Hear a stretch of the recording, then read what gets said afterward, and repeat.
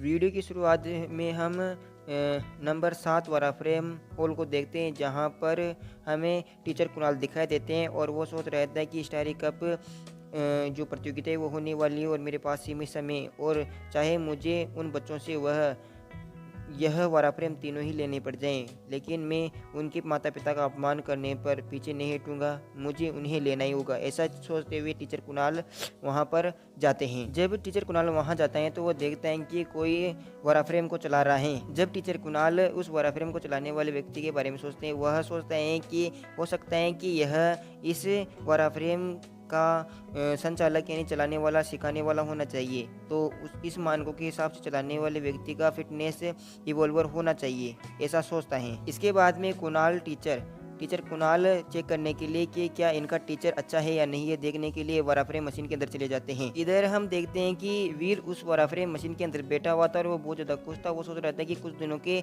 अभ्यास से ही मुझे पता चल गया है कि इसको किस तरीके से ऑपरेट करते हैं, और वो बहुत ही ज़्यादा खुश था। जब वीर अपनी खुशी मना ही रहा था, तब उसे एक वार्निंग मिलती है कि आपके पास एक एनिमी है। यह वारा फ्रेम लड़ने के लिए नहीं है, बल्कि यह सीखने के लिए, और इसे कौन लड़ने के लिए यूज कर रहा है और मुझ पे कौन अटैक कर रहा है, ऐसा वीर सोचता है। और इसी बीच में वह दूसरी वारा फ्रेम मशीन वीर के ऊपर अटैक कर देती है।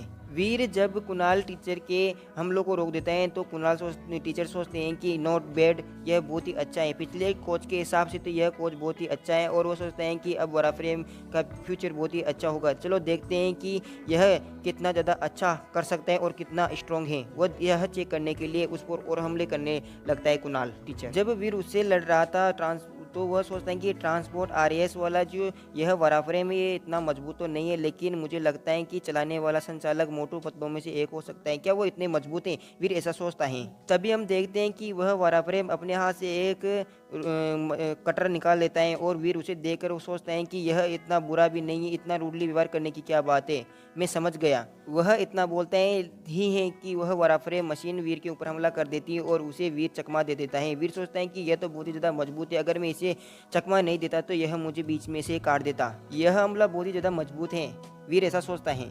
इसके बाद में टीचर कुणाल बहुत ही ज़्यादा हमले करते हैं, लेकिन वीर लगातार उन हमलों को डॉज करता रहता है, जिससे टीचर कुणाल बहुत ही ज़्यादा खुश हो जाते हैं। बहुत बढ़िया चिल्लाता हुआ कहता है कि मुझे पता नहीं था कि यह लड़ाई इतनी ज़्यादा उत्साहित कर देगी मुझे। यह लड़ाई तो मैंने जब मिलिट्री में काम किया करा तभी वैसा नहीं था। मुझे चेक करना है कि तुम्हें कितनी पावर है। वह ऐसा चिल्लाता है वराफ्रेम के अंदर ही। यहाँ जाकर टीचर कुणाल बहुत ही ज़्यादा उत्साहित हो जाते हैं। इधर हम देखते हैं कि टीचर कुणाल की जो वराफ्रेम मशीन थी वो एकदम से दूर जाकर अपने हथियारों के साथ एक तरफ जाकर खड़ी हो जाती है, और वीर उसे ऐसा देखकर वीर सोचता है कि मुझे पता नहीं था कि मोटू पतलू वास्तव में मुझे लड़ना चाहते हैं और मैं उन्हें असली फाइट में हरा सकता हूँ, लेकिन उन्हें क्या लगता है कि मैं इतना ज़्यादा कमज़ोर हूँ। यह मशीनरी ज़्यादा कमज़ोर हो सकती है, लेकिन मैं इतना कमज़ोर नहीं हो सकता हूँ। वीर ऐसा सोचता है और कहता है। वीर ऐसा कहता हुआ अपनी मशीन को बहुत ही तेज़ गति से ऑपरेट करने लगता है, और वह इतना तेज़ होता है कि उससे हाथों की परछाई को भी हम आसानी से नहीं देख सकते हैं। और ऑपरेट करते हुए वीर चिल्लाता हुआ बोलता है कि चलो वराफ्रेम मशीन, चलो उस पर हमला करते हैं, और वो बहुत ही तेज़ गति से टीचर कुणाल की ओर जाता है। वीर के इस हमले को टीचर कुणाल बहुत ही आसानी से रोक देता है, लेकिन वह बहुत ही ज़्यादा आश्चर्यचकित हो जाता है। वीर की स्ट्राइक को देखकर टीचर कुणाल कहते हैं कि इस तरीके के व्यक्ति का दमखम बहुत ही ज़्यादा अच्छा है और इनकी स्ट्राइक बहुत ही ज़्यादा अच्छी है। इन तरीके के लोगों को युद्ध में रहने की आवश्यकता नहीं होती है। इसी बीच टीचर कुणाल बहुत ही ज़्यादा एक्साइटेड होकर वीर के ऊपर हमला करने लगते हैं, और वीर टीचर कुणाल के ऊपर हमला करने लगता है। इसी के साथ यह फाइट सीन खत्म हो जाता है, और इधर हम टीचर कुणाल को देखते हैं कि वो सोचता है कि जिस वक्त मैंने अपने ध्यान को भटकाया उसी वक्त उस कोच ने मुझे हरा दिया था। और इसके बाद में वीर को देखते हैं जो उस वराफ्रेम मशीन से नीचे उतरता हुआ सोचता है कि इस मशीन को वराफ्रेम को चलाना बहुत ज़्यादा थकावट देने वाला काम है। इसी के साथ वीर उस वराफ्रेम मशीन से नीचे उतर जाता है, और इधर टीचर कुणाल सोचते हैं कि मुझे वराफ्रेम ऑपरेटर करने वाले कोच के साथ अच्छी बातचीत करनी होगी और उसे बताना होगी कि इसके बारे में इसका भविष्य ज़्यादा अच्छा नहीं है। जब वीर वराफ्रेम मशीन से नीचे उतर जाता है तो टीचर कुणाल उसकी ड्रेस को देखकर सोचते हैं कि ये तो स्कूल यूनिफॉर्म है। टीचर कुणाल सीधे वीर से पूछते हैं कि क्या तुम यहाँ के स्टूडेंट हो? जब वीर उस टीचर को देखता है तो वो सोचता है कि मुझे पता था कि मोटू पतलू इतने मजबूत नहीं है, और यह वह नहीं निकला। इसी के साथ वीर अपना पसीना पोंछता हुआ उस टीचर को बहुत ही ज़्यादा ध्यान से देखता है। वीर को देखते हुए टीचर कुणाल वीर से पूछते क्या आप सच्ची में स्टूडेंट हो। फिर वीर उसे बताता है कि मेरा नाम वीर रहेजा है और मैंने पहले आपको कभी यहाँ पर नहीं देखा है, क्या आप हमारे सीनियर हो। इसी के साथ वीर ये भी कहते हैं कि आप वराफ्रेम मशीन को बहुत ही अच्छे से कंट्रोल करते हो।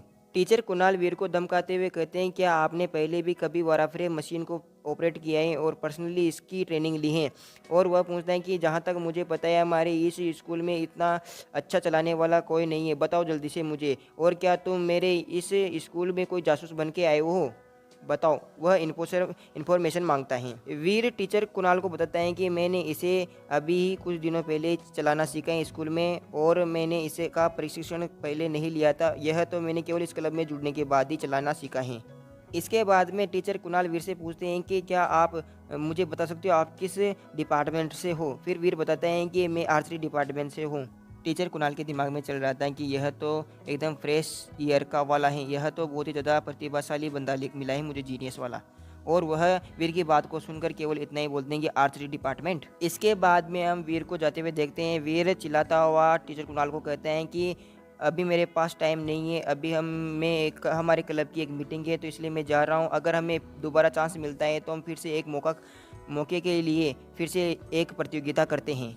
इधर टीचर कुणाल सोचते हैं कि आर्ट्स डिपार्टमेंट के बच्चे की इतनी ज़्यादा फिटनेस बहुत बढ़िया।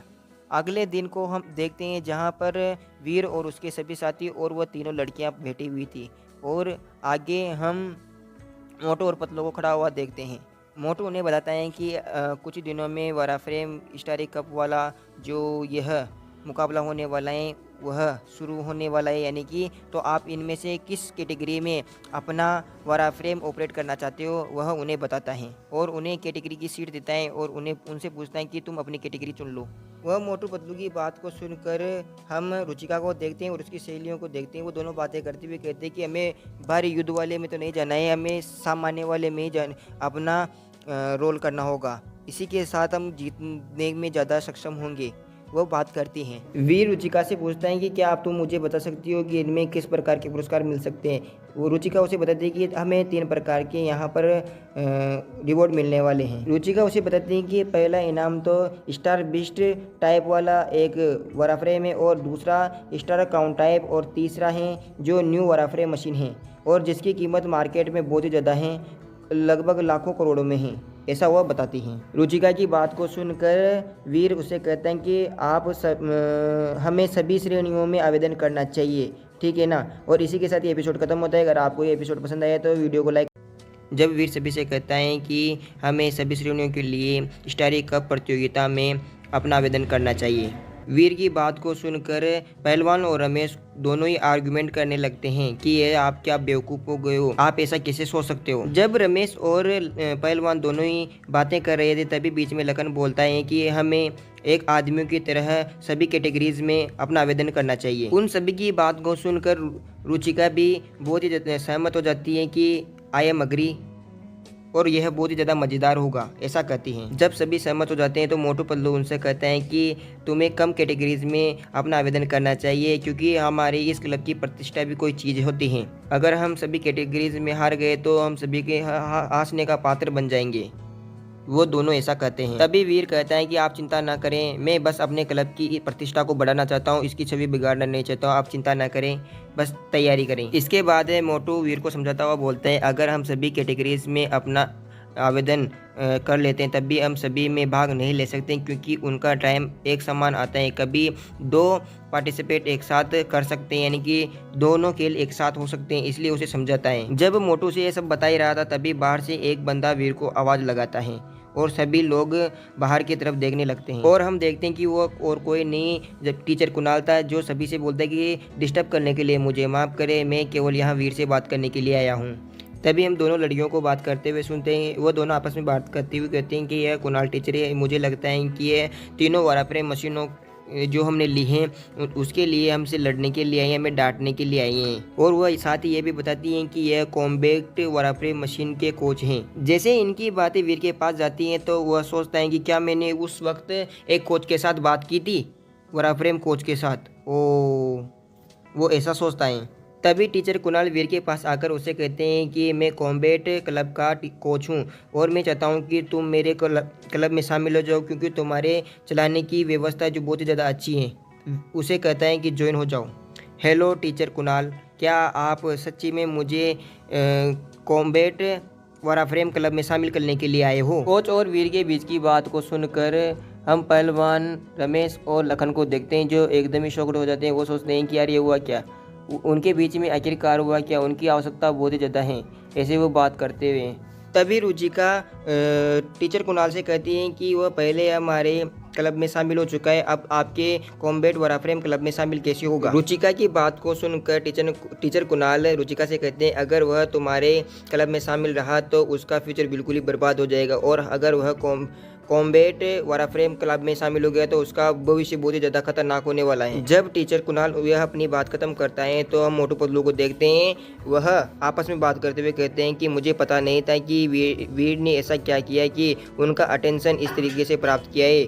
पतलू तो यहाँ तक भी कह देता है कि मुझे लगता है कि वीर उससे सहमत हो जाएगा और वह जरूरी चला जाएगा।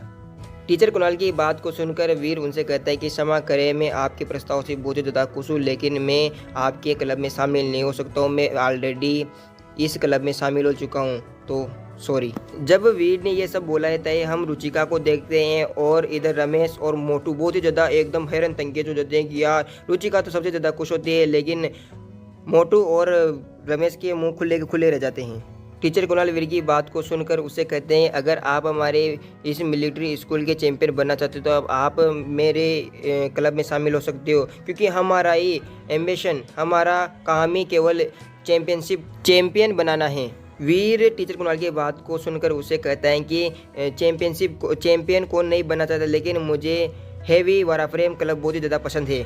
टीचर कुणाल वीर की बात को सुनकर उसे कहते हैं कि अगर आप इस लीग के चैंपियन बन जाते हो तो आपको यहाँ पर मिलिट्री स्कूल में पास होने के लिए जो रेटिंग होती है वो सबसे ज़्यादा अच्छी मिलेगी और आपको उच्च पद पर आवंटित किया जाएगा। लेकिन वीर बीच में बोलता हुआ मना कर देता है कि धन्यवाद टीचर कुणाल, लेकिन मैं ये सब नहीं चाहता हूँ, मैं और ये आप जो बता रहे हो मैं इनके बारे में भी जानता हूँ, और धन्यवाद आपकी स्वीकृति के लिए।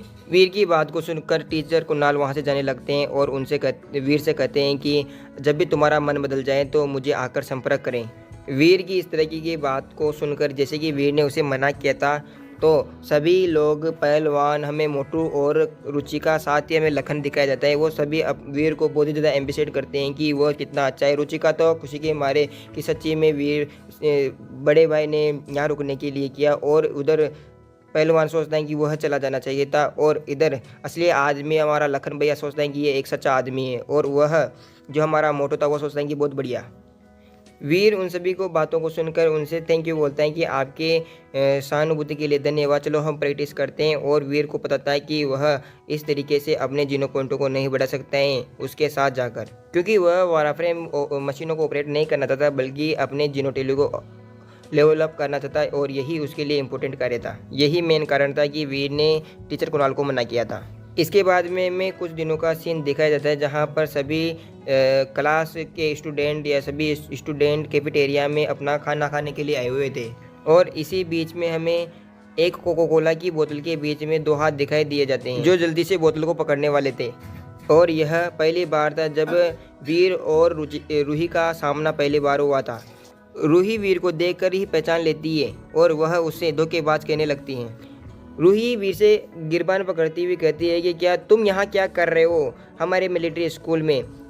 तभी वीर उसे कहता है कि क्या मैंने आपको नहीं बताया था कि मैं यहाँ पर दाखिला लेने वाला हूँ, यानी कि एडमिशन करवाने वाला हूँ। जब रूही और वीर ये सब बात कर रहे थे तभी वह राउत दत्त उनके पास आता हुआ कहता है कि रूही क्या आपको यह परेशान कर रहा है? रावत की बात को सुनकर रूही रावत से कहते हैं कि यह बस एक जूनियर है और यह आपका किसी प्रकार का बिजनेस नहीं है।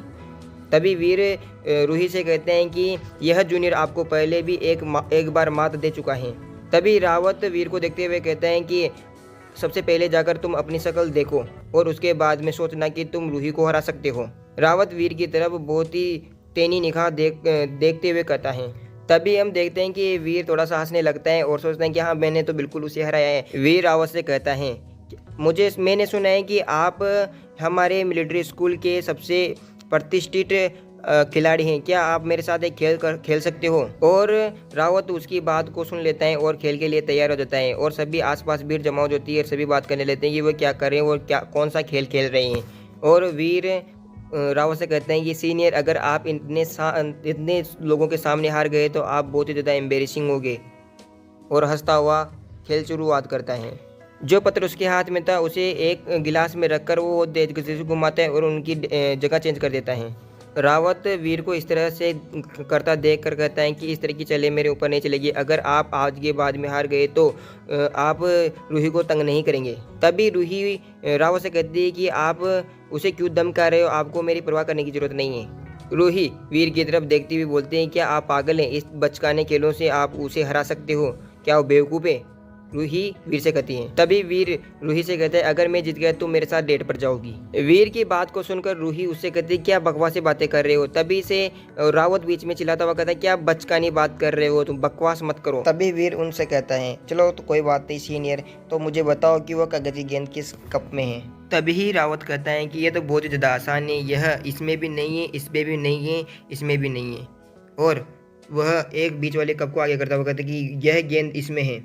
और जैसे ही उस कप को ऊपर करता है तो वहाँ पर कोई गेंद नज़र नहीं आती है। जैसे ही रावत उस गेम में फ्लो होता है तो सभी को चौंक जाते हैं कि यह कौन सी मैजिक ट्रिक है, वह कैसे संभव है, क्योंकि सबके हिसाब से, अधिकतर बंदों के हिसाब से वह गेंद उसी कप में होनी चाहिए। यहाँ तक कि रूही भी चौंक जाती हैं। तो सीनियर, आपकी नज़र बहुत ही ज़्यादा कमज़ोर है, जब मैंने उसे उस कप से निकाला था तो आपको ध्यान में रखना चाहिए था। इसके बाद में वीर कहता है कि रूही मेरे साथ अब डेट पर जाएगी। इसी के साथ शेल्टर के बाहरी जो पहाड़ियाँ हैं उसे देखते हैं। बाहरी दृश्य को देखने के बाद में हम वीर और युवराज को बात करते हुए कहते हैं, युवराज वीर से कहता है कि मैंने यहाँ पर एक नेक्स्ट खोजा है और वहाँ पर बहुत सारे म्यूटेंट एलियन हैं, जाकर हम उन्हें मार देते हैं और जो बचेंगे उन्हें हम बेच सकते हैं। वीर सोचता है कि ये कितना अच्छा है, ये मेरे बारे में कितने ज़्यादा सोचता है। इसी के बाद में वीर सोचता है कि चलो स्कूल से कुछ दिनों की छुट्टी मिल गई है, हमें बाहर घूमना चाहिए। और वीर ये भी सोचते हैं, जब वीर ने रूही से डेट के बारे में पूछा तो रूही ने जब उसके चमाट लगाए तो रूही ने उसे कहा कि तुम्हारे जैसी मेंढक की शक्ल वाले लड़के के साथ कौन लड़की डेट करेगी, ऐसा कहते हुए जोरदार चमाट लगाई वीर को। जब रूही ने वीर को छुआ तो वीर को यह बहुत ही ज़्यादा अच्छा लगा और वह उस बात को सोच कर बहुत ही ज़्यादा खुश था। और जिसके बाद में हम युवराज और वीर को देखते हैं। युवराज उसे वह जगह दिखाते हैं कि यह वही जगह है जिसके बारे में मैं बात कर रहा था। जब वीर वहाँ देखता है तो उसे बहुत सारी क्रिस्टल चींटियाँ नजर आती हैं और वह कहता है कि वो ये तो बहुत ज़्यादा क्रिस्टल चींटियाँ हैं। फिर युवराज कहता है, मैंने बताया तो था तुम्हें। इसके बाद में वीर और युवराज दोनों नीचे उतरने लगते हैं। वीर उस युवराज से कहते हैं कि इनके पास बहुत मजबूत कवच होता है, उनके आमने सामने लड़ने से बढ़िया मेरे पास तीर कमान है और उन्हें आसानी से हरा देंगे। वीर अपना डेविल सोल तीर और कमान दोनों को बुला लेता है और युवराज से कहते हैं, अगर उन्हें हमारा पता चल गया तो हमारे साथ बहुत बुरा होगा। तभी हम देखते हैं कि एक चींटी को तीर लगती है और वह तीर टिंग केनी आवाज़ आती है। इसके बाद में वीर देखता है कि यहाँ पर और भी लोग हैं। इसके बाद में चींटियों के ऊपर लगातार तीरें चलती रहती हैं और जिससे वह चींटियां इधर उधर दौड़ने लगती हैं। और हम देखते हैं कि सभी लोग जल्दी जल्दी उन चींटियों को मारना चाहते हैं और वह बहुत ज़्यादा खुश थे क्योंकि वह बहुत ही जल्दी अमीर बनने वाले थे।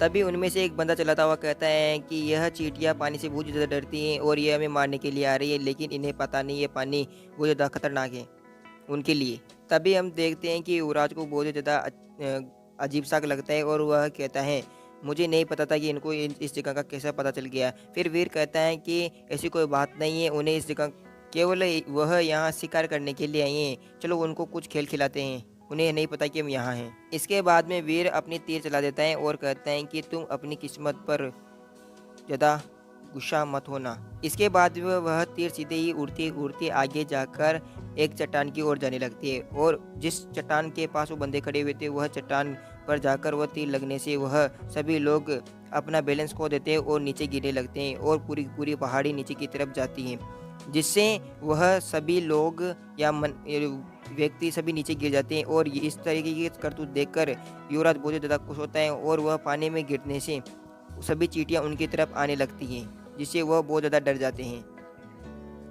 इसके बाद में वह चींटियां उनका पीछा करने लगती हैं और उन्हें नुकसान पहुंचाने लगती हैं और वो बहुत जल्दी जल्दी से वहाँ भागने लगते हैं। तभी वह चींटियाँ अचानक से उनका पीछा करना बंद कर देती है। वीर सोचता है कि उन चींटियों ने उन्हें इतना जल्दी कैसे पीछा करना कम कर दिया है। चलो कोई नहीं, अब ये हमारा वक्त है उन चींटियों को मारने का। और इसके बाद में वीर लगातार अपने तीरों को चलाता है और एक चींटी को मार देता है और उसके पीछे एक धागा बंधा हुआ जिससे वह चींटी वापस उसके पास आ जाती है। जैसे ही वीर उस चींटी को मारता है, वीर को अनाउंसमेंट मिलती है कि आपने एक म्यूटेंट विजुअल प्राप्त की और आपने आपको इसका कंज्यूम करना चाहिए। आपको 0 से 10 तक 0 पॉइंट प्राप्त होंगे। वीर को बहुत ज़्यादा खुश देखकर वह युवराज पीछे से कहते हैं कि आपको सही बताओ, आपको क्या म्यूटेंट विजुअल प्राप्त हुई है सच्ची में? इसके बाद में वीर जल्दी जल्दी उन म्यूटेंट चींटियों को मारने लगता है।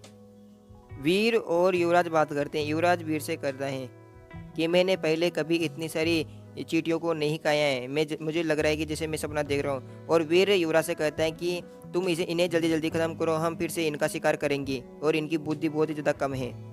वीर को उन चींटियों को मारने के बाद में बहुत ही ज़्यादा अनाउंसमेंट प्राप्त हुए थे कि आपने म्यूटेंट चींटी को मारा है, म्यूटेंट चींटी को मारा है, म्यूटेंट क्रिस्टल चींटी को मारा है। इस तरीके के अनाउंसमेंट प्राप्त हो रहे थे। इन क्रिस्टल चींटियों को खाने के बाद वीर के म्यूटेंट जीनो पॉइंटों की संख्या 64 हो गई थी, जिससे वह बहुत ज्यादा खुश था। तभी अचानक युवराज वीर को कहता है कि जरा उधर देखो भाई वीर। तभी युवराज वीर से कहता है कि मुझे मत बताना कि यह सीक्रेट रैंक वाला क्रिस्टल चींटी राजा है। और वीर कहता है कि तभी मैं सोचूं कि वह चींटियां उन लोगों के पीछे क्यों नहीं गई।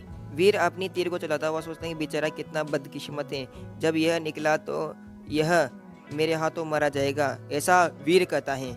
इसके बाद में वीर का तीर जैसे ही उस चींटी राजा को लगता है, वह टिंग के आवाज़ के साथ ही वहीं पर रुक जाता है। वीर सोचता है कि मेरे ब्लैक मधुमक्खी का तीर उसे नुकसान भी तक नहीं पहुंचा सका। इसके बाद में वह वीर के ऊपर घुर्राता है चींटी राजा। जब वह चींटी राजा चिल्लाकर बंद होता है तो युवराज समझ जाता है कि उसके पास कवच बहुत ही ज़्यादा अच्छा है और इसी के साथ उसकी सोचने समझने की क्षमता अभी अच्छी है। वह वीर से पूछता है कि अब हम क्या करें। और हम वीर को देखते हैं जो एक चट्टान पर पैर धरने के बाद में बहुत ही ऊपर उछल जाता है। जब वीर हवा में लटका हुआ था तो वह युवराज से कहता है कि तुम अभी यहाँ से निकलो और मैं इसे निपटने के लिए कुछ चीज़ खोद लूँगा, तुम यहाँ से अपने छिपने की जगह ढूंढो। और इसके बाद में युवराज वहाँ से बहुत तेज गति से दौड़ने लगता है और वीर उन सभी चींटियों को चकमा देता हुआ जाता है और वह अपने डेविल सोल फेरी क्वीन को भी बुला लेता है। और इसके बाद वीर एक चट्टान के ऊपर उछलकर वीर उस चींटी राजा के मुंह में तीर चलाने की कोशिश करता है। वह क्योंकि उसकी सबसे कमजोर जगह थी, वीर उसके ऊपर आने के बाद वह अपनी तीर को छोड़ देता है, जिससे वह तीर सीधे ही चींटी राजा के मुंह में जाकर लग जाती है और उसके आर पार निकल जाती है, जिससे वहां पर बहुत ही ज़्यादा ब्लड निकलने लगता है। और वीर को एक अनाउंसमेंट सुनाई देती है कि आपने चींटी राजा को मारा है, आपको इसका कवच प्राप्त हुआ है। तो वीर मकड़ी राजा को मार देता है तो युवराज वीर से कहते हैं क्या आपको मकड़ी राजा को मार देता है तो युवराज वीर से कहते हैं क्या आपको लेडी लक मिला है जो आपको हर बार पशु आत्मा प्राप्त हो जाती है, क्या आप इस डेविल सोल को मुझे बेचना चाहते हो? तब वीर उससे कहता है कि नहीं नहीं, मैं इस डेविल सोल को नहीं बेच सकता हूँ क्योंकि मुझे इसकी आवश्यकता है और इनकी जीनो पॉइंटों की भी आवश्यकता होती है। जैसे ही वीर मना करता है, युवराज वीर से कहता है कि मैं आपके साथ एक सुपर बायोलॉजिकल वाराफ्रेम मशीन का व्यापार करना चाहता हूँ, यह इसके लायक हो सकता है, क्यों नहीं? जैसे ही युवराज ये सब कहता है, वीर उससे कहता है सुपर बायोलॉजिकल वाराफ्रेम। जब वीर चुप हो जाता है तो युवराज उसे बताते हैं कि यह बायोलॉजिकल वाराफ्रेम मशीन बहुत ही उच्च तकनीक वाली हैं और यह हमें इसलिए मिली है क्योंकि जो धातु हम उन्हें इस वाराफ्रेम को बनाने के लिए देते हैं वह हमारी बहुत बड़ी कंपनी का उत्पाद है और यह कहीं ज़्यादा है और अभी हमें यह प्रयोग के लिए मिली है, ऐसा युवराज वीर को बताता है। प्रयोग यानी कि यह एक प्रोटोटाइप प्रोडक्ट है। फिर युवराज कहता है कि नहीं नहीं, ऐसी बात नहीं है, यह प्रोटोटाइप प्रोडक्ट आप कह सकते हो इसलिए क्योंकि इसमें अभी हथियार नहीं लगे हुए हैं, हथियारों के बिना हैं, इसीलिए यह प्रोटोटाइप प्रोडक्ट है। इसके बाद भी युवराज वीर को बताता है कि यह जो तकनीक है यह बैरों में यूज नहीं की जा सकती है और यह जो वाराफ्रेम मशीन होती है यह सूट केस की तरह दिखाई देती है। इसके बाद में युवराज ये भी बताता है यह आकार में बहुत ही ज़्यादा छोटा होगा और बहुत ही आसानी से ले जाया जा सकता है। वह कहता है साथ ही यह बहुत ही ज़्यादा मजबूत है और यह स्टार यूनिवर्स जो संगठन है उसकी श्रृंखला वाले जो वाराफ्रेम मशीनें आती हैं उससे भी ज़्यादा मजबूत है। समझ रहे हो अब मैं क्या कहना चाहता हूँ आपसे? युवराज की बातों को सुनने के बाद में वीर युवराज से कहता है कि ऐसा लगता है कि जादू सा लग रहा है, कुछ अजीब सा। और युवराज से कहते हैं तो ठीक है, चलो हम कैसे अपने सामानों का आदान प्रदान अदला बदली करते हैं। और उसकी बातों को सुनकर वीर युवराज को मना कर देता है कि क्षमा करें, मैं आपको यह नहीं दे सकता हूँ क्योंकि मुझे जिनो पॉइंटों की आवश्यकता है। मेरे पास एक सिंग वाले लोमड़ी का एक अ, उत्परिवर्तित डेविल सोल है। क्या आप इसे ले सकते हो? वीर उसे दिखाता हुआ देता है। वीर की बातों को सुनकर युवराज से उससे कहता है कि 2 म्यूटेंट डेविल सोलें इन सब के लायक हो सकती हैं। तो ठीक है, जाओ, मैं जाता हूँ और आपके लिए बायोलॉजिकल वाराफ्रेम लेकर आता हूँ। इसके बाद में वीर अपने सिर पर हाथ रखता हुआ सोचता है कि मैंने बहुत सारे म्यूटेंट एलियंस को मार दिया है, लेकिन मैं इतने सारे म्यूटेंट एलियंस को नहीं खा सकता हूँ और मुझे अभी बहुत ज़्यादा काम करना है। तो इस हिसाब से वीर सोचता है।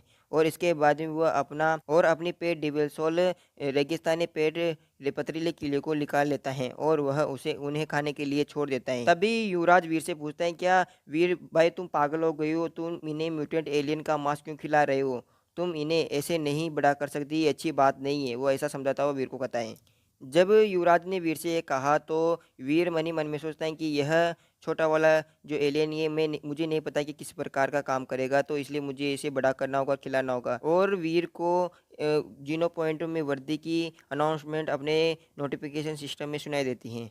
और वीर सोचता है कि म्याऊत को अगर मैं यहाँ बुला लूँ तो कैसा रहेगा, लेकिन अफसोस की बात है मैं उसे नहीं बुला सकता हूँ क्योंकि वह डॉलर का सिंबल है। और वीर को एक बार फिर से एक नोटिफिकेशन प्राप्त होता है जिसमें उसने अभी अभी जीनो पॉइंट प्राप्त किया था। और हम युवराज को देखते हैं जो रोता हुआ अपने मन ही मन में करता है कि मुझे नहीं पता था कि वीर के पास सीक्रेट लेवल का पालतू एलियन है। और वीर उसे भी म्यूटेंट एलियन का मांस खिलाता है और खुद भी मांस खा रहा है। मुझे बहुत ही ज़्यादा बुरा लग रहा है, ऐसा अपने मुंह पर हाथ रखता हुआ रोता है युवराज। इसके बाद में से व्यू चेंज होता है और हमें 2 दिन बाद का सीन दिखाया जाता है जिसमें वीर वाराफ्रेम मशीन को चेक करने के लिए स्कूल के बाहर पहाड़ों में आया हुआ था। जब वीर उस सूटकेस को खोलता है तो वह सूटकेस के अंदर एक छोटी सी लाइट थी जो वीर को स्कैन करती है और उसमें लिखा होता है कि आपका स्कैन पूरा हो गया है। यह सुपर बायोलॉजिकल वेपन यानी कि जो वाराफ्रेम मशीन थी यह सक्रिय होगी और उसमें से एक लिक्विड निकलता है जो वीर की तरफ जाने लगता है। यह लिक्विड बहुत ही ज़्यादा पतला होता है जो वीर के चारों तरफ से अपने अंदर लेने लगता है और वीर को अपने मुंह तक यह जाने लगता है और वीर एकदम चौंक जाता है कि ये क्या हुआ। जैसे ही वीर उस वराफरे मशीन से कनेक्ट होने लगता है तो वह सोचता है कि मेरा शरीर बहुत ही ज़्यादा एनर्जेटिक हो गया है और वह बहुत ही शक्तिशाली महसूस करता है। जब वराफरे मशीन उसके चारों तरफ चली जाती है तो वीर सोचता है मैं तो बिल्कुल ही आयरन मैन की तरह लग रहा हूँ। वह ऐसा सोचता है। इसके बाद में वीर इसकी पोटेंशियल शक्ति को चेक करने के लिए उसे बहुत तेज गति से दौड़ने लगता है और स्पीड चेक करता है कि चलो देखते हैं यह कितना मजबूत और कितना शक्तिशाली है। वीर अपनी स्पीड को देखकर सोचने लगता है कि मुझे ऐसा लगा जैसे मैंने अभी अभी टेलीपोर्ट किया है हो।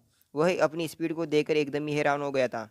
उसे इस किलिंग मशीन को यूज़ करने के बाद वीर सोचता है कि यह प्रोटोटाइप तो बहुत ही ज़्यादा अच्छा है, केवल इसमें अभी हथियारों की कमी है। तो अगर इसमें हथियार लग जाएँ तो ये बहुत ही ज़्यादा मजबूत है और जो हमारे पास वाराफ्रेम में जो बड़े-बड़े बिल्डर्स हैं उनसे तो काफ़ी ज़्यादा अच्छी हैं।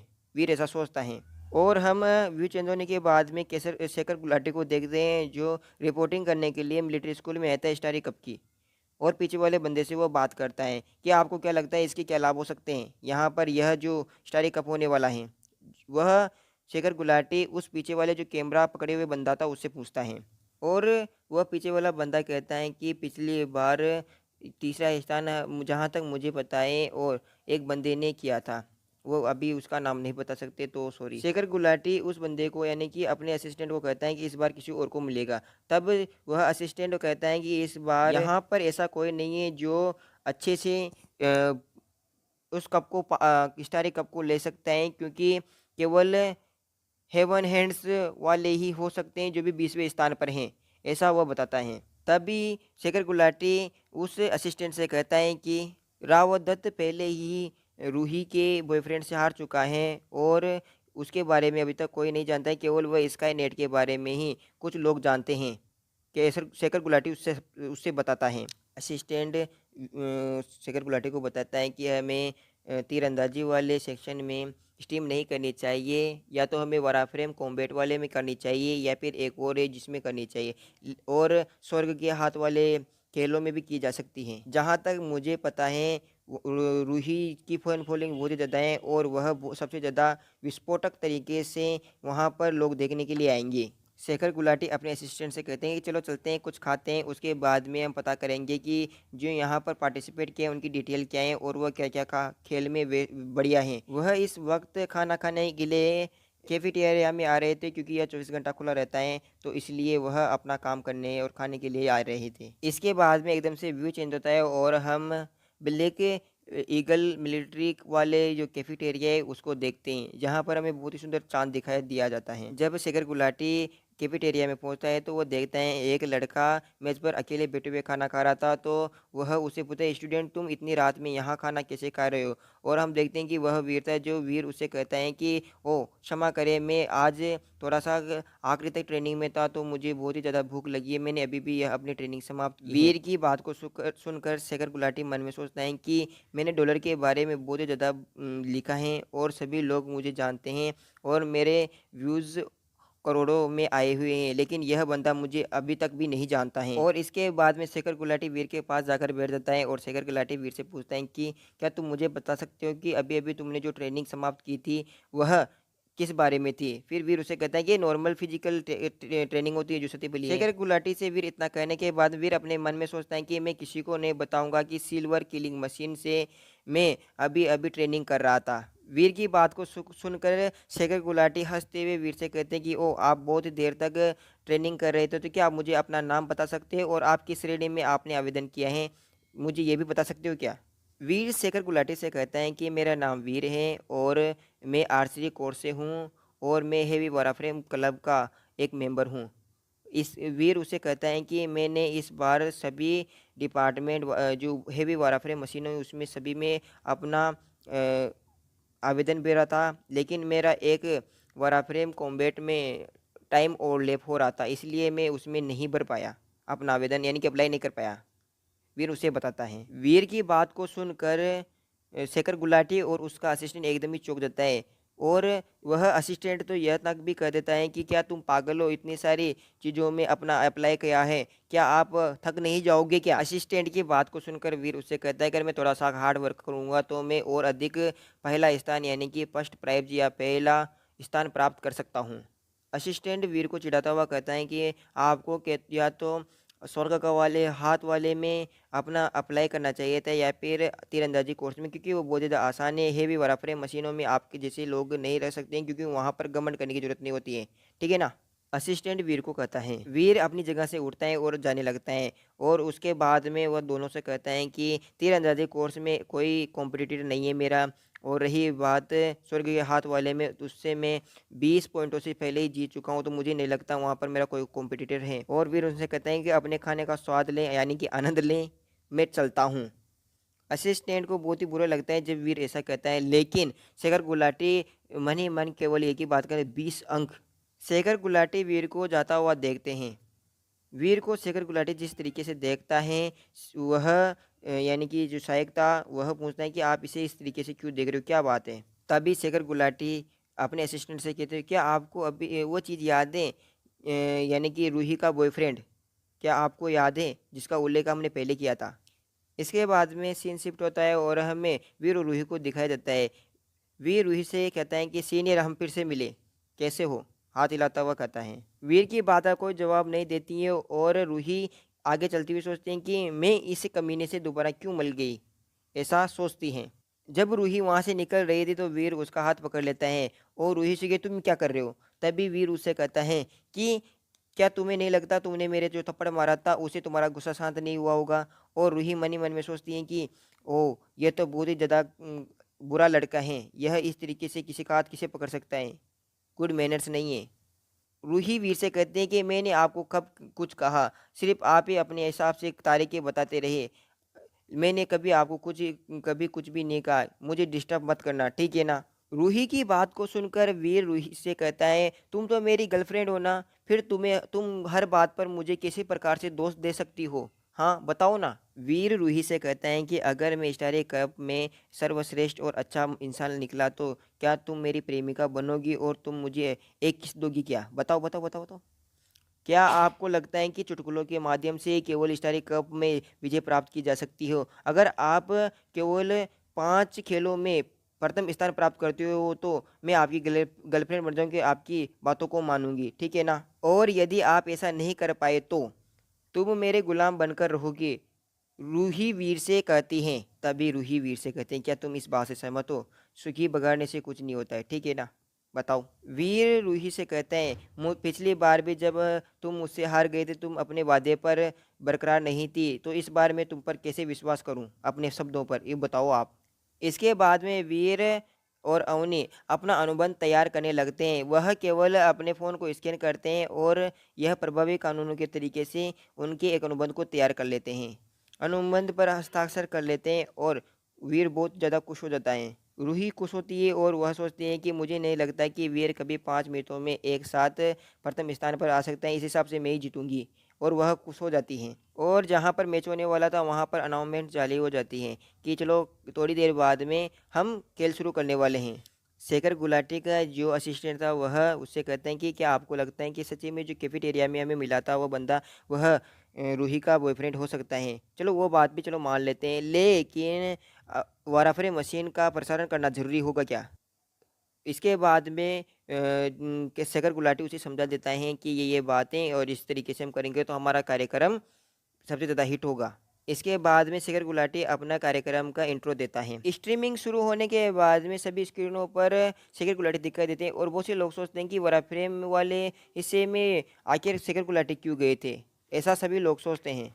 शेखर गुलाटी जो जब भी मैच होने वाला उसके बारे में बताता है कि वराफे मशीन में कुछ ऐसे व्यक्ति कुछ एक वैसा ऐसा व्यक्ति है जो बहुत ही ज़्यादा अच्छा है और जिसके बारे में कभी आपने सुना नहीं होगा। वह सभी लोगों को आकर्षित करने लग के लिए कुछ अच्छी अच्छी बातें बताता है। शेखर गुलाटी की बातों को सुनकर रावत दत्त परेशान हो जाता है। रावत दत्त कहते हैं कि अगर इसे लोगों को अपनी ओर आकर्षित करना है तो वह इतना झूठ तो क्यों बोल रहा है? ब्लैक एकेडमी स्कूल में ऐसा कौन सा है लोग हैं जो इतना पावरफुल आ गया है?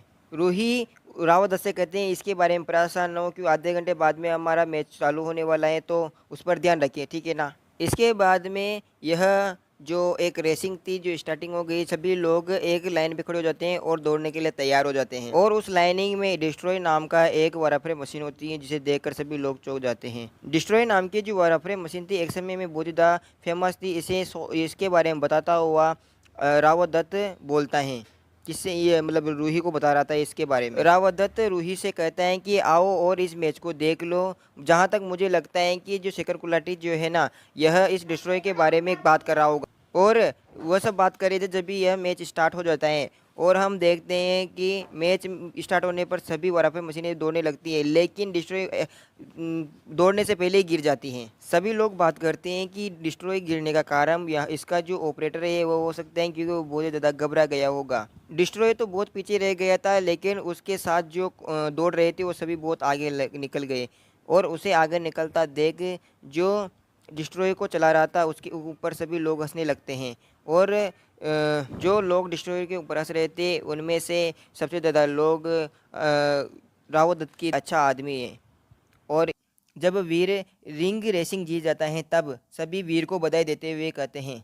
रुचिका वीर से कहती हैं, वीर भाई मुझे पता था कि आप निश्चित रूप से पहला स्थान प्राप्त करेंगे। इसके बाद में पतलू वीर से कहता है, वीर उम्मीद के मुताबिक तुम बहुत ही ज़्यादा मजबूत हो।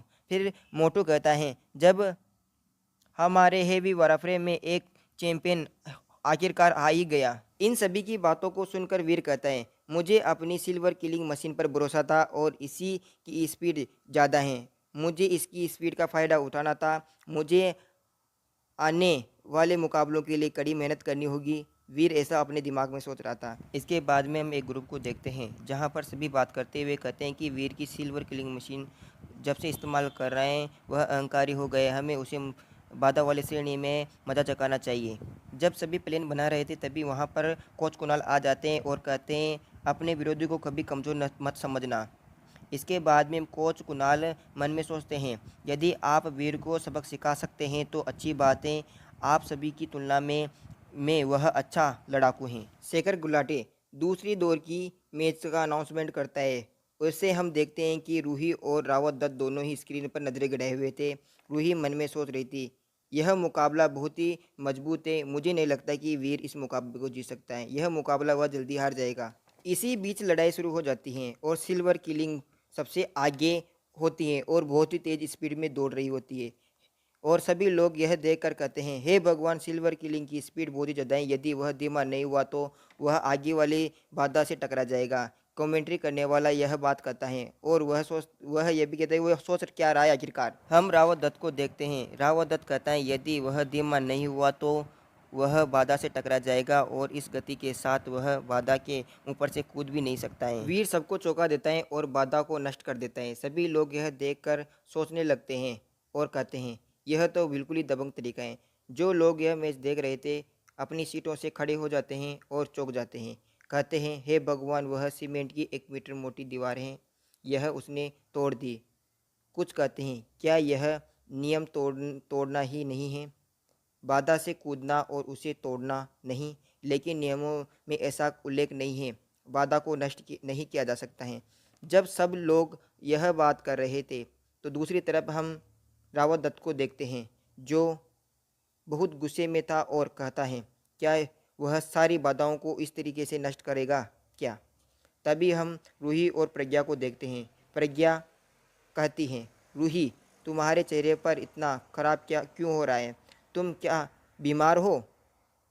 फिर रूही कहती है, नहीं, मैं ठीक हूँ। इसी के साथ वीर लगातार उन जो बाधाएं थी उन सभी को तोड़ता हुआ आगे बढ़ता जाता है और यह देखकर सभी खिलाड़ी एकदम सोचने लगते हैं कि इसे आगे नहीं निकलने देंगे, उसे पकड़ लेंगे, लेकिन वह कुछ भी नहीं कर पाता है। वीर लगातार दौड़ता रहता है और वह जीत जाता है। वीर की जीत के साथ रावत दत्त बहुत ही गुस्सा होता है और अपने दांतों को पीसने लगता है। दूसरी तरफ रूही का मुंह खुला रह जाता है और साथ ही वह गाल भी लाल कर लेती हैं। रूही अपने चौंकाने वाले चेहरे को ठीक करती हैं और प्रज्ञा और रावत दत्त रूही से एक साथ कहते हैं, रूही, क्या बात है, तुम्हें क्या हुआ?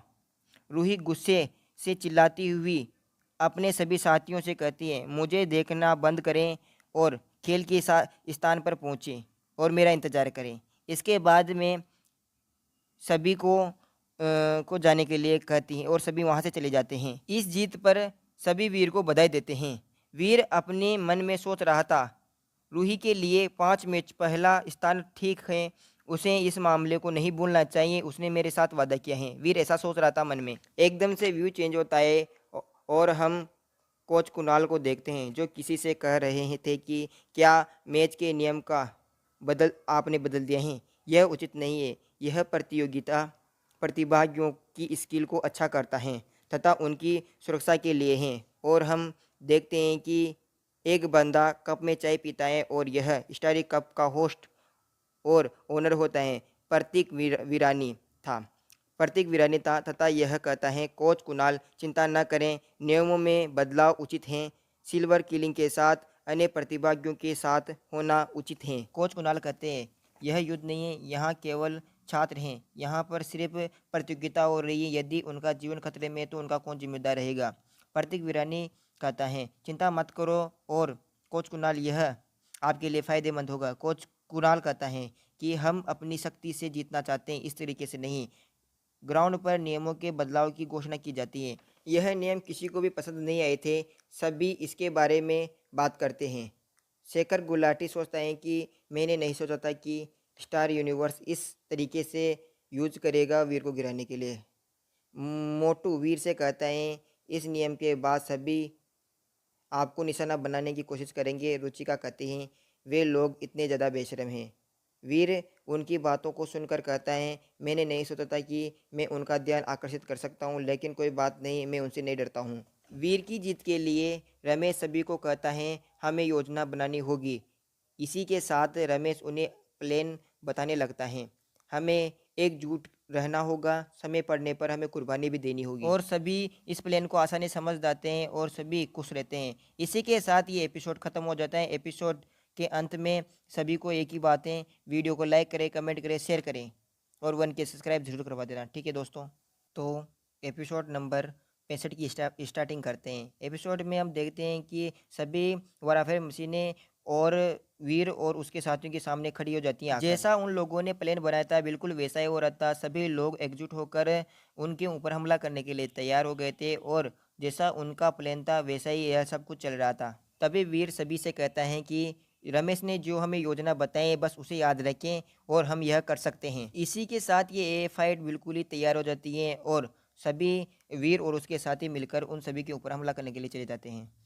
और वे भी सभी लोग एक साथ वीर और उनके साथियों के ऊपर हमला करने के लिए आते हैं, क्योंकि उनके एकजुट होकर वह वीर और उसके साथियों को हराना चाहते थे। सभी लोग सिल्वर किलर के ऊपर हमला करना चाहते थे और उनकी टीम को नष्ट करना चाहते थे और उन्हें एक भी मौका नहीं देना चाहते थे। ऐसे सभी लोग चिल्लाते हुए वो वीर और उसके साथियों के ऊपर हमला करते। वीर उस उन्हीं के बीच में इतनी ज़्यादा स्पीड में काम कर रहा था कि वह किसी को दिखाई भी नहीं दे रहा था अच्छी तरीके से, और वह बहुत ही आसानी से उनके बीच से इस तरीके से निकल रहा था, उन्हें चकमा देने तक का मौका नहीं मिल रहा था। और उनकी इस तरीके की मशीनरी और यूज को देखकर सभी लोग एकदम ही चौंक जाते हैं।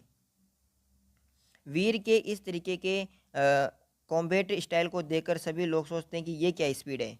और इसी बीच रमेश वीर को बता देता है कि हमें आधे हम इस तरफ हो जाएंगे और आधे इस तरफ, और तुम्हें एक बीच में छोटा सा टाइम गैप मिलेगा तो उन्हें तुम्हें कुछ ना कुछ करना होगा। वीर कहता है कि ठीक है मैं कर लूँगा। इसी के साथ वीर अपनी स्पीड और ताकत का कुछ नमूना दिखाता है और वह अपने आप को ऊपर की ओर उछाल देता है, जिससे दो मशीनें बीच में टकरा जाती हैं।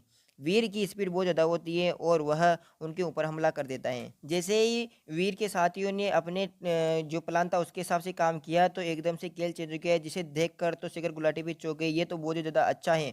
और यह देखकर स्टारी कप का जो हेड था वो भी एकदम ही गुस्से में आ जाता है और वह चिल्लाता हुआ कहता है कि इतने सारे लोगों के होने के बावजूद भी वह इस सिल्वर किलिंग मशीन को भी नष्ट तक नहीं कर सकते, ये बिल्कुल ही बकवास है। जब वीर दौड़ रहा था तो सभी लोग वीर के ऊपर एक साथ हमला करने लगते हैं, जिससे वीर उनसे बचने के लिए एकदम ही तैयार होता है और उनकी तरफ भी दौड़ने लगता है, जिससे सभी लोग शॉकआउट हो जाते हैं और फोकस रहते हैं और फायर करने। वीर सोचता है कि चलो मैं तुम्हें दिखाता हूँ कि बारी वाराफरे मशीन को किस रोज से किस तरीके से प्रकट किया जाता है, और उनके ऊपर हमला कर देता है। उस हमले में सभी लोग सिल्वर किलिंग की स्पीड को देखकर एकदम ही चकित रह जाते हैं, जिससे उन्हें एक फ्लैश की तरह महसूस होता है, जिसके कारण एक वाराफ्रेम मशीन तो ब्लास्ट तक हो जाती है और वहां पर बहुत ही जोरदार धमाका होता है।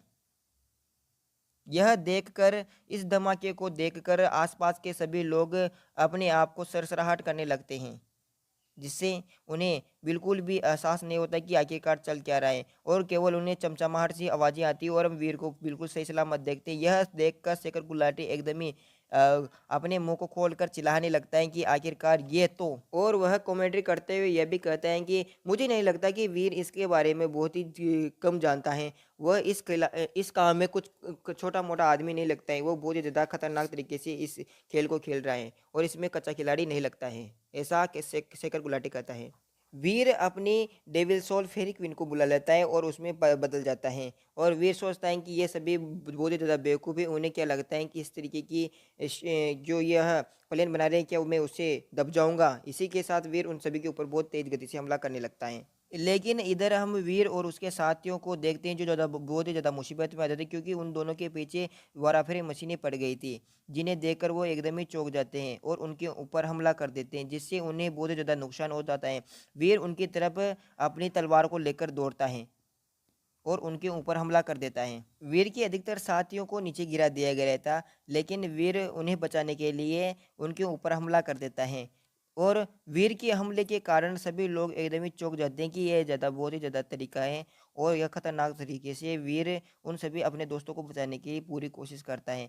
वीर की इस तरीके की हरकत को देखकर हम देखते हैं कि जो इस स्टारी कप का जो ओनर था वो बहुत ही ज़्यादा गुस्से में आ जाता है और अपनी चाय को फेंक देता है और चिल्लाने लगता है, और वह चिल्लाता हुआ कहता है अगली बार हमसे इस तरीके की जो आप आयोजन कराना चाहते हो उसमें मैं कभी भी सहयोग नहीं करूंगा, यह ओनर कहता है। और वह हम देखते हैं कि यह मैच वीर जीत जाता है। वीर की इस प्रकार की जीत से रूम नंबर 304 और वराफ्रेम वाले क्लब के जो सभी बंदे थे वीर को बहुत ही ज़्यादा हेड फायर का यानी कि बहुत ही ज़्यादा खुश थे और खुशी मना रहे थे, और वह कह रहे थे कि वीर बहुत ही ज़्यादा अच्छा है और वह सभी श्रेणियों में पहला स्थान प्राप्त कर रहा है, वह एकदम जीनियस जैसा लग रहा है। और दूसरी तरफ हम रूही और उसकी सहेली प्रज्ञा को देखते हैं। वीर ने तो अपने सभी मैच लगभग लगभग जीत ही लिए थे, लेकिन हम ऐसा रूही के साथ नहीं कह सकते क्योंकि वह अपने औसत खेल से बहुत ही ज़्यादा खराब खेली थी। और इसी के बारे में प्रज्ञा उससे कह रहे थे कि तुम्हारे दिमाग में क्या चल क्या रहा है, तुम ऐसे कैसे हो रही हो, हाँ तुम मुझे बताओ। फिर रूही कहती है कि मैं ठीक हूँ। जब रूही और प्रज्ञा वहाँ से निकल रहे थे तो पास ही से तीन बंदे जा रहे थे और वो आपस में बात करते हैं कि सिल्वर कलिंग मशीन बहुत ही ज़्यादा सी है, बाजार में उपलब्ध नहीं है। और एक बंदा कहता है अगर मैं लड़के होते तो वीर की गर्लफ्रेंड बन जाता। इस तरीके से बातें कर रहे थे। प्रज्ञा रूही से पूछती है, मुझे बताओ रूही तुम्हारे साथ आखिरकार हुआ क्या है, तुम इतनी ज़्यादा डरावनी कैसे लग रही हो, तुम्हारे साथ बिल्कुल ही कुछ गलत हुआ होगा। प्रज्ञा बार बार ऐसा पूछती हैं लेकिन वह कुछ नहीं बताती हैं। इसकी बजाय वह प्रज्ञा से कहते हैं कि प्रज्ञा मुझे बहुत ही ज़्यादा भूख लग रही है और मैं खाना खाना चाहती हूँ। और यह बहुत ही ज़्यादा डरावनी शक्ल के साथ वह प्रज्ञा से कहती हैं। प्रज्ञा उसे इस तरह से देखकर बहुत ही ज़्यादा गुस्से में आ जाती है और वो कहते हैं आप इस तरह से बहुत ही ज़्यादा डरावनी लग रही हो और यह बिल्कुल ही अजीब सा लग रहा है। और वो चिल्लाती हुई रूही से कहती हैं। इसके बाद में अचानक से व्यू चेंज होता है और हमें 2 दिन बाद वाला सीन दिखाई देता है जिसमें कुछ लोग दो लोग वीडियो देखते हैं और वो कहते हैं कि यह हमारे SKTS जो प्रयोग के लिए बनाया गया था क्या वही है। तभी एक बंदा कहता है बिल्कुल ये वही है। और जो यह बात बता रहा था यह रोनित वर्मा यानी कि जो मूंछ वाला आदमी है रोनित वर्मा है। रोनित वर्मा उससे कहता है कि यह हमारे मिलिट्री स्कूल का अभी तक फ्रेशर आदमी है, यह अभी अभी यहाँ पर आया है, यह वाराफ्रेम डिपार्टमेंट का डेवलपर है। तभी हमें वो दूसरा चेतन पांडे जो उससे पूछते हैं कि सच्ची में ये फ्रेशर है अभी, वो ऐसा बोलता है। तभी हम रोनित वर्मा को देखते हैं, वह उससे कहता है चेतन पांडे से कि मुझे लगता है कि हमें T10 यानी कि SKTS है ना उसका 10वां वर्जन है उसके बारे में इसे प्रोडक्ट करवाना चाहिए, ऐसा वो बात करता है। इसी की शुरुआत में हम रूही को देखते हैं जो अपनी शर्त के बारे में सोच रही थी कि मैंने उसे 5 मैच जीतने के बारे में शर्त लगाई थी और वह जीत गया है, अब मेरे साथ क्या होगा दत्तेरे की, ऐसा सोचते हुए वह वीर से मिलने के लिए कैफेटेरिया में आई हुई थी। रूही याद करती हैं कि जब कुछ घंटे पहले मैं कमरे से नहाकर बाहर निकल रही थी तो उस वक्त वीर ने कॉल किया था कि आज रात हम बाहर कैफेटेरिया के प्रवेश द्वार पर मिलते हैं, मैं बहुत ही ज़्यादा एक्साइटेड हूँ इस तरीके से। और वह वीर को लगातार मना करते कि इस वक्त तो बहुत सारे लोग रात का खाना खाने के लिए कैफेटेरिया में आएंगे, लेकिन वीर उसकी बात नहीं मानता है और उसे बुलाने लगता है। उस बात को याद करती है रूही। फिर वह सोचते हैं कि उसने मेरे साथ अच्छा नहीं किया है, मैं आज के बाद में उसे नहीं देखना चाहती, इस तरीके से रूही सोचती है। तभी हमें पीछे से एक आवाज़ आती है और वह कहता है कि आप बहुत जल्दी आ गए। और हम देखते हैं कि वीर था। वीर रूही से कहता है तुमने इस प्रकार के कपड़े क्यों पहन रखे, क्या तुझे मेरी याद नहीं आई, ओह बताओ ना, क्या तुम दूसरों से खुद को देखने के लिए डरती हो, तुम चिंता मत करो, ऐसा वीर उससे कहता है और वह रूही का नाम लेने लगता है। तभी रूही अचानक से वीर का मुंह पकड़ लेती है और उसे मना करती है कि तुम अब मेरा नाम मत लो। और रूही वीर को धमकाती हुई बोलती है अगर तुमने ऐसा फिर से किया तो मैं तुम्हारे मुंह को तोड़ दूंगी। और वीर आहा ऊह करने की लगते हैं, ठीक है ऊह। तभी रूही अचानक से रुक जाती है और वीर से पूछती हैं क्या मुझे बता सकते हो कि तुम्हारी आईडी का क्या नाम है, स्काईनेट पर जो तुम्हारा खाता है। वीर उसे बताता है कि मेरी आईडी का नाम my girlfriend is Ruhi Chauhan है। फिर रूही वीर से कहती हैं ओहो मुझे पहले ही सोच समझ जाना चाहिए था कि इस तरीके के नाम का यूज आपके अलावा और कौन ही कर सकता है, यह मेरी गलती है। इस तरीके से रूही अपने वह वीर से कहती हैं। तभी हम देखते हैं कि वीर रूही के पास जाता है और उसे कहता है कि अब तुम्हारा वक्त आ गया है, तुम्हें अपना प्रॉमिस पूरा करना होगा। तभी रूही शर्माती हुई कहती है हाँ हाँ मुझे पता है, मुझे अपना प्रॉमिस नहीं तोड़ूंगी। लेकिन रूही मन ही मन में सोचती थी कि मैं इस कमीने को सच्ची में चूमना चाहती हूँ क्या। इधर रूही मन ही मन में सोचती है अरे मैंने तो अपना मुँह भी साफ नहीं किया है और मुझे यह किस करने के लिए दिन भर बबल गम को खाना चाहिए और मुँह को अच्छी सी खुशबू आनी चाहिए, और ऐसा रूही सोच रही थी। इसके बाद में वीर और रूही दोनों ही पास पास आ जाते हैं। रूही अपनी आंखें बंद कर लेते हैं, वीर उस मुस्कुराता उसके पास जाने लगता है और उसे किस करने लगता है। और रूही अपनी आंखें बंद करती है और वीर उसे किस करने लगता है। जैसे ही वीर उसे ज़ोर से किस करने लगता है तो वह रूही बिल्कुल ही उसके बाहों में जाकर बिल्कुल ही ढीली हो जाती हैं और वह बिल्कुल भी जोर नहीं लगा पाती हैं और उसकी आंखें भी खुल जाती हैं। और तभी वहाँ पर हम प्रज्ञा को देखते हैं और उसकी सहेलियों को देखते हैं जो वीर और रूही को किस करते हुए देख लेती हैं और उन्हें एकदम ही रोकने लगती हैं। तभी वीर अचानक से ही रूही को एक दीवार के पास लाकर खड़ा कर देता है और रूही को कहता है कि क्या तुम्हें नहीं लगता उनमें से तुम्हारी एक सहेली है प्रज्ञा। तुमने उसे नहीं पहचाना, क्या आप उसे हेलो नहीं बोलोगे क्या? तभी रूही उस मन ही मन में करती है, हे भगवान, मुझे क्या पता रूही प्रज्ञा ने देखा है या नहीं देखा है। इसी तरीके से वह अपने दिमाग में सोच रही थी। तभी हम देखते हैं कि रूही की जो सहेलियाँ थी वह बातें करती हुई उन्हें वीर और रूही को सुनाती हुई कहते हैं कि इसके बारे में परिसर में बताना चाहिए। जब प्रज्ञा और उसकी सहेलियाँ दूर जाने लगती हैं तो वीर रूही से कहते हैं कि तुम तो मेरी प्रेमिका हो, तुम मुझसे दूर क्यों जा रही है? तभी रूही उससे शर्माती हुई कहती है, कमीने तुम मुझसे दूर रहो, ठीक है ना? इसके बाद में अचानक से व्यू चेंज होता है और वीर अपने कमरे के अंदर आता है और वो सोच रहता है कि रूही बहुत ही ज़्यादा शर्मीली है और मुझे उसके साथ और अधिक समय बिताना होगा, तभी वह अपनी शर्म दूर कर सकती हो। जब वीर सोचता हुआ कमरे के अंदर आता है तो वीर कमरे के अंदर म्याऊत को देखता है।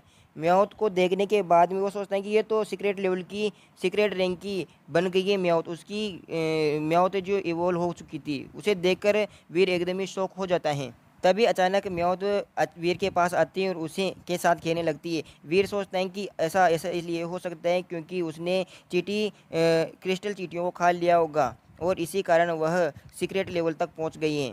इसके बाद में वीर क्या नाम म्याऊत म्याऊत के बारे में जानकारी देखता है कि ये पेट टाइप है और इससे इसे अभी विकसित किया जा सकता है। इसके बारे में जानकारी को देखकर बहुत ज़्यादा खुश होता है। इसके बाद में वीर म्याऊत को खिलाने लगता है और वीर सोचता है कि अभी उसके पास पथरीला कीड़ा है रेगिस्तान वाला, तो उसे बड़ा करने के बाद में उसे क्या मिलेगा, वह ऐसा सोचता है। इसके बाद वीर डेविल डेजर्ट की ओर चला जाता है जहाँ पर वीर म्याऊत के ऊपर बैठा हुआ था। वो सोच रहा था कि म्याऊत की स्पीड बहुत ज़्यादा तेज़ हो गई है और यह उन सभी म्यूटेंट एलियन से बहुत ही ज़्यादा तेज़ हैं। हालांकि इसकी लड़ने की क्षमता किस प्रकार की होगी। जब वीर वहां से निकल ही रहा था तो उन्हें एक सांप दिखाई देता है और वीर उसे म्याऊत से कहते हैं कि चलो उसे मारते हैं। इसके बाद में म्याऊत उसके ऊपर हमला कर देता है। जैसे ही म्याऊत उस एलियन सांप को यानी कि उस छोटे वाले ड्रैगन सांप को मार देता है तो उसे एक अनाउंसमेंट सुनाई देती है और वीर बहुत ज़्यादा खुश होता है। जब म्याऊत उस एलियन को मार देता है तो वीर सोचता है कि चलो यह छोटे छोटे एलियनों को ऊपर हमला भी कर सकता है, तो इसी के साथ वीर बहुत ज़्यादा खुश होता है और उस लूमड़ी राजा को मारने के लिए उसे हेरने के लिए चलने लगता है। तभी वीर सोचता है कि मैं अभी बहुत दूर आ चुका हूँ और मुझे अभी तक वह लोमड़ी राजा और वह पथरीले कीड़े अभी तक नहीं मिले हैं। तब वो आगे चलता है तो देखता है वहाँ पास ही एक लाश पड़ी हुई थी पथरीले कीड़ों की और उसे देखकर सोचने लगता है क्या यहाँ पर अभी कोई है। इसी के साथ वह म्याऊ डेविल सोल को भी वापस बुला लेता है। इसके बाद में वीर खून के धब्बों का पीछा करता हुआ जाता है और उसे थोड़ी देर बाद में सीक्रेट ब्लड रैंक वाली एक सिंग वाली लोमड़ी की आवाज़ आने लगती है और वह देख उस पहाड़ी के ऊपर चढ़ने लगता है। इसके बाद में हम देखते हैं कि ग्रैंड मास्टर उनके साथी उन पथरीले कीड़ों और एक सिंग वाली लोमड़ियों को मारने के लिए वहाँ थे और सभी बहुत ही ज़्यादा खुश थे। जब वीर को पता चलता है कि यह तो क्या नाम है ग्रैंड मास्टर है और वह देखता है कि एक बड़ा सा भारी भरकम सा आदमी कौन है, उसके बारे में सोचने लगता है। और इसके बाद में वीर उस बड़े वाले आदमी के बारे में देखता है जिसके हाथ में एक सीक्रेट लेवल का हथौड़ा था और उसे सोचता है कि ग्रैंड मास्टर ने कब इतना मजबूत साथी बना लिया है। ग्रैंड मास्टर गोलू को कहते हैं तुम तो बहुत ज़्यादा मजबूत हो और तुम्हारा तो हथौड़ा भी बहुत ज़्यादा मजबूत है, लेकिन गोलू कहता है कि नहीं नहीं, मैं तो भाग्यशाली था जो मुझे यह हथौड़ा मिला है। इसके बाद में ग्रैंड मास्टर और उनके सभी साथियों के सामने वह एक सिंग वाली लोमड़ी आ जाती है। उसे देखकर ग्रैंड मास्टर उसे कहता है कि तुम मेरे सामने आने की हिम्मत करते हो और मैं तुम्हें मार दूंगा, तुम मेरे हाथों से नहीं बच सकती हो, ऐसी धमकी देता है। जब ग्रैंड मास्टर उस लोमड़ी के पास जाता है तो वो सोचता है कि यह तो बहुत ही ज़्यादा कमज़ोर है, सीक्रेट लेवल का इतना कमज़ोर एलियन मैंने पहले कभी नहीं देखा है, मैं तो इसे बहुत ही आसानी से मार दूंगा।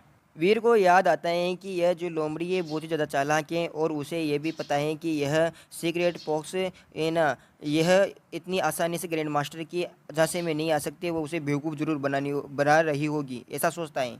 और वह लोमड़ी ग्रैंड मास्टर की तरफ गुर्राती है और उसके बाद में ग्रैंड मास्टर उस लोमड़ी को लात मारता है और वह पत्थर से जाकर टकरा जाती है। फिर वह लोमड़ी वहाँ से निकलकर गुफा के अंदर जाने लगती है और सभी लोग देखते हैं कि वह यहाँ से भाग रही है, सभी लोग उसका पीछा करने लगते हैं। ग्रैंड मास्टर उस लोमड़ी को पकड़ने के लिए कहता है और साथ ही ये भी कहता है कि उसे हमें जिंदा पकड़ना होगा, वह बहुत ही ज़्यादा चालाक है और वह हमसे बचना चाहती हैं। फिर सभी हाँ में बदलते हैं और वहाँ से उसका पीछा करने लगते हैं।